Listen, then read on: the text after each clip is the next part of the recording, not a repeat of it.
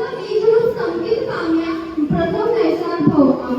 આ બંને વચ્ચે તેમના થયેલા ભાવોમાં મુખ્ય 29 ભાવ થયા. આ સંવાદમાં આપણે ભગવાનના આ 27 ભાવો પર નજર નાખીશું. પ્રથમ ભાવ નૈસાર સુથારનો. ભાવની ગણતરી સંકેત મેળવ્યા પછી જ થાય.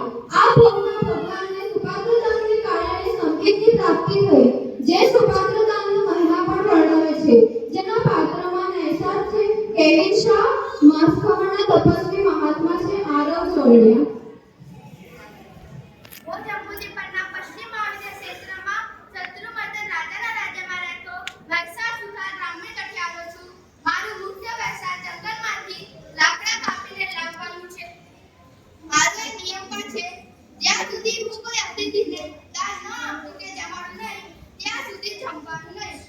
એકવાર રાજાએ તેને શ્રેષ્ઠ લાકડા લાવવાની જવાબદારી સોંપી. તેથી તે અન્ય સાથી સાથે જંગલમાં લાકડા કાપવા ગયા. જમવાનો સમય થતા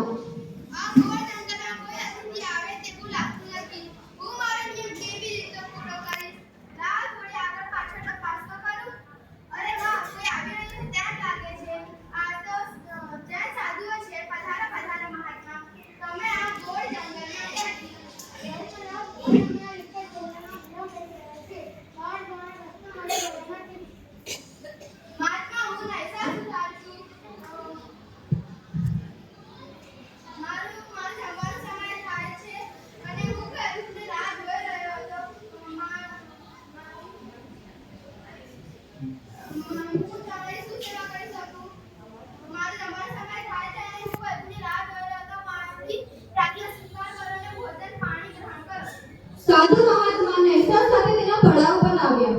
નૈસારે સ્વાગત સત્કાર સહિત ઉચ્ચ ભાવથી નિર્દોષ આહાર પાણી ખવડાવ્યા અને સંત મહાત્માને પારણું કરાવ્યું અને રસ્તો બતાડવા તેમની સાથે ચાલ્યા.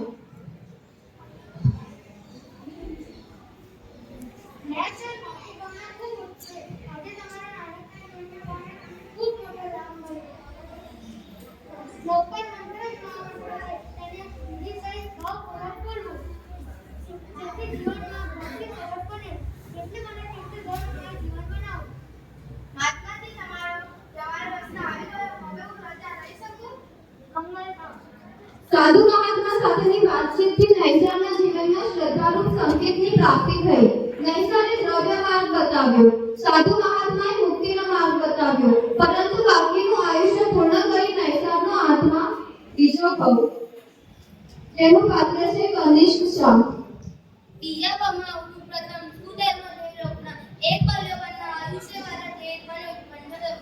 ત્રીજા ભાવમાં પ્રથમ દેવલોકનું એક પલ્લવનું આયુષ્ય પૂર્ણ કરી જંબુદ્વીપમાં ભગવાન ક્ષેત્રમાં વનિતા નગરીમાં પ્રથમ તીર્થંકર ભગવાન ઋષભદેવના પુત્ર પ્રથમ ચક્રવર્તી ભરત રાજાને ઘરે પુત્રપણે મરીચી નામે ઉત્પન્ન થયા. જેમના પાત્રમાં છે જૈન સાધુ, મરીચીના પાત્રમાં છે આરવ ચોરડિયા.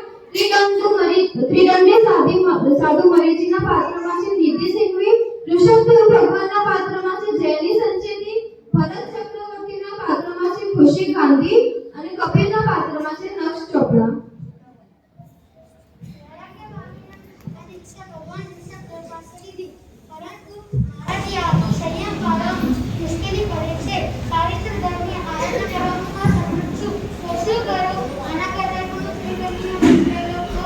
મરીચીએ ત્રિદંડીનો વેશ ધારણ કર્યો. રંગીન વસ્ત્ર ધારણ કરતા, લલાટ પર ચંદન લગાડતા, ચંપલ પહેરતા મુનિ મરીચી ચારિત્રથી ભ્રષ્ટ થયા, પણ શ્રદ્ધાથી ભ્રષ્ટ થયા નહોતા.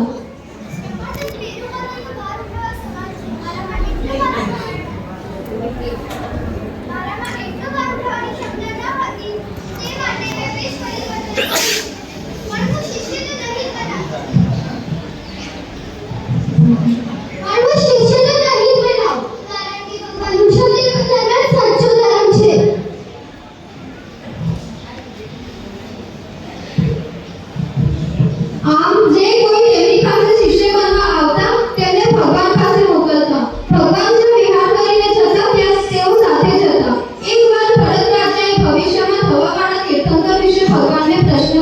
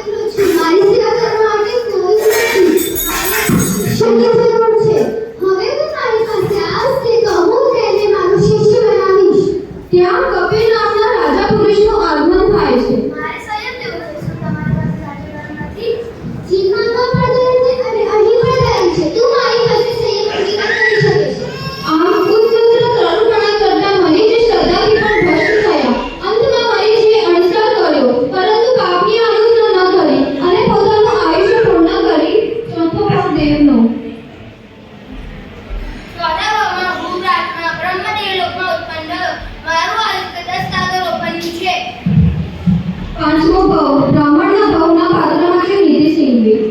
પરક્ષેત્રના કૌશિક બ્રાહ્મણ રૂપે મારો જન્મ થયો. મારું આયુષ્ય 80 ના પૂર્વ છે. છઠ્ઠો ભાવ દેવનો.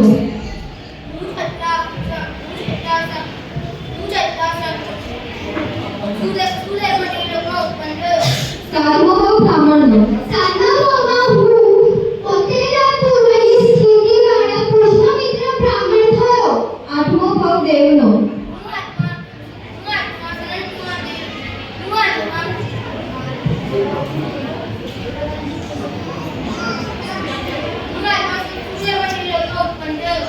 નવમો ભાવ બ્રાહ્મણનો. હું પરક્ષેત્રમાં 64 ના પૂર્વની સ્થિતિવાળો અગ્નિધોત બ્રાહ્મણ થયો. દસમો ભાવ દેવનો. અગિયાર ભાવ બ્રાહ્મણનો. હું 11મા ભાવમાં પરક્ષેત્રમાં 56 ના પૂર્વની સ્થિતિ સાથે અગ્નિભૂત બ્રાહ્મણ થયો. બારમો ભાવ દેવનો. તેરમો ભાવ બ્રાહ્મણનો. હું પરક્ષેત્રમાં 44 ના પૂર્વની સ્થિતિવાળો ભારનાથ બ્રાહ્મણ થયો. ચૌદમો ભાવ દેવનો.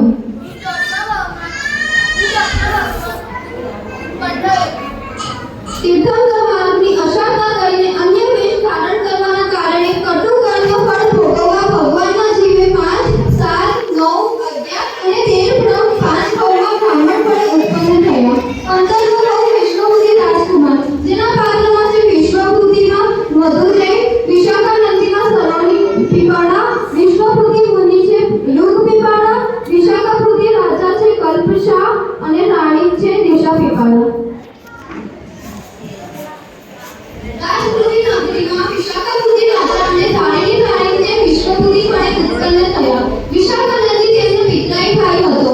એકવાર ઉદ્યાનમાં વિશ્વભૂતિ રાણીઓ સાથે આનંદ પ્રમોદ કરતા હતા. ત્યાં વિશાખાનંદી રાણીઓ સાથે આવ્યો.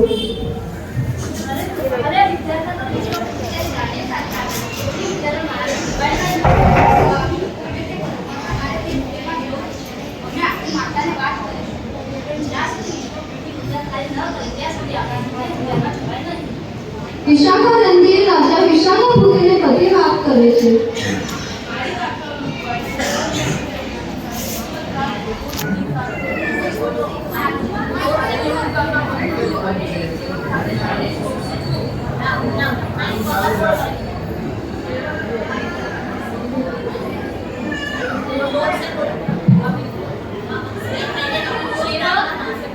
સંદેશો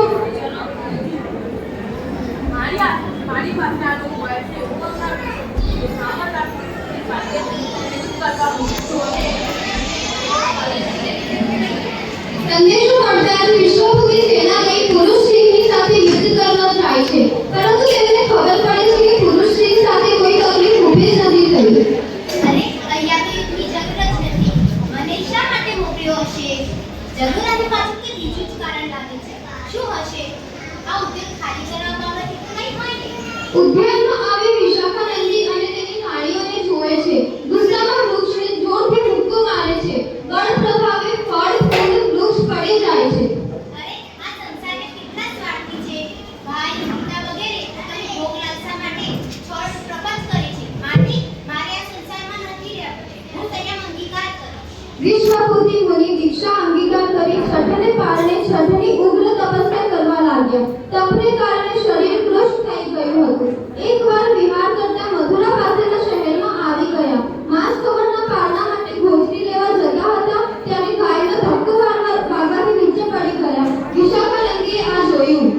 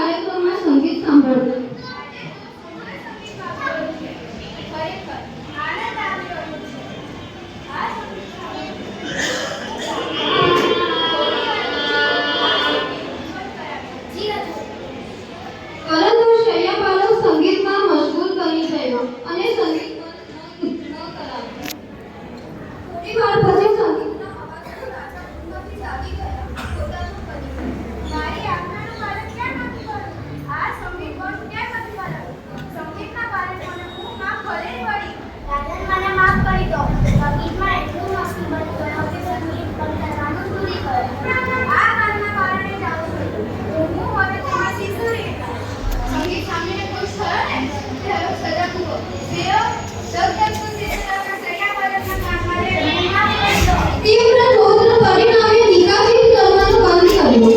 18મો ભાગ નારકીયનો કલ્પશા. વાસુદેવનું આયુષ્ય પૂર્ણ કરીને વિરાટ સાથે દિશાગરો કરી સાથે થયો. 19મા ભાગમાં છે હેન્ડી આંચલ્ય.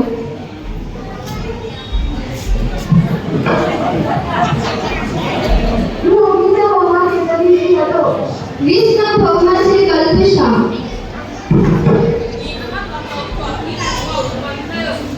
21મા ભાગમાં છે નક્ષ ચોપડા.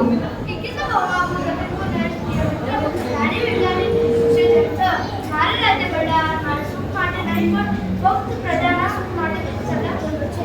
22મા ભાગમાં છે કલેશ. 23મો ભાગ દક્ષ જૈન.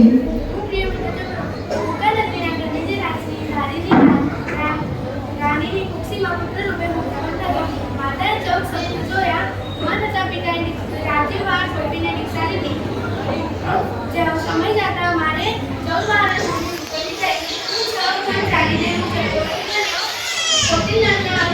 આચાર્યનો ઉપદેશ સાંભળી વૈરાગ્ય પામી હું દીક્ષા લીધી. તપસ્યા કરી અને 84 લાખ પુત્રોનું આયુષ્ય ભોગવ્યું. 24મો ભાગ કલેશ. હું સાતમા લાખ સુખદેવ લોકમાં ઉત્પન્ન થયો. 25મો ભાગ રેશમી શાહ.